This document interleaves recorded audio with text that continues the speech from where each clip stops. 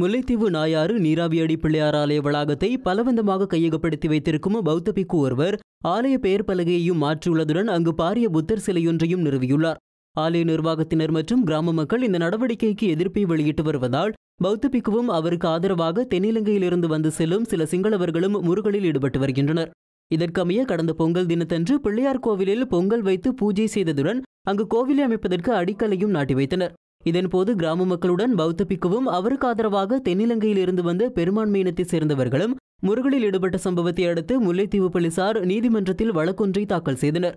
இந்த வழக்கை கடந்த ஜனவரி 24 விசாரணைக்கு எடுத்திருந்த முல்லைத்தீவு நீதவான் வழக்கிற்கு நீராவியடி பிள்ளையார் ஆலய நிர்வாகம் மற்றும் அங்கு விகார அமைத்துள்ள பௌத்த பிக்கு ஆகியோரை அழைத்திருந்தார். எனினும் போலீசார் மற்றும் தொல்பொருள் திணைக்களத்தினரின் ஆதரவுடன் புத்தர் சிலையை வழக்கு விசாரணைக்கு முதல் நாளே திறந்து வைத்திருந்தனர். இந்த வழக்கு தொடர்பான விசாரணைகள் முடிவுக்கு வந்துள்ள நிலையில் தீர்ப்பு எதிர்வரும் 22 ஒத்திவைக்கப்பட்டுள்ளது.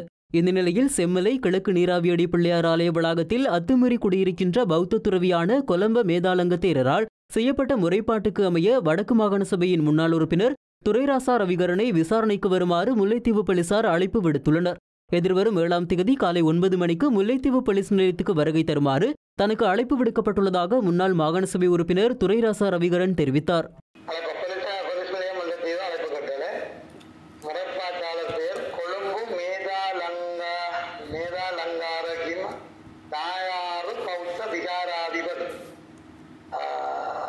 சம்பவம் செம்மலை கிராமத்தவர் பிரிவில் நாயாறு குறுக்கந்த விகாரையில் தொல்லியல் திணைக்களத்துக்குரிய இடத்தில் அத்திவாரம் வெட்டி அந்த நடவடிக்கையை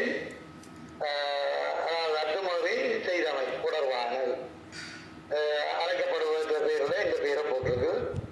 2019 4/7 காலை 9 மணிக்கு போலீஸ் நிலைய விசாரணை காரியாலயத்துக்கு வருகை தருமாறு அறிக்கை தருகின்றோம்.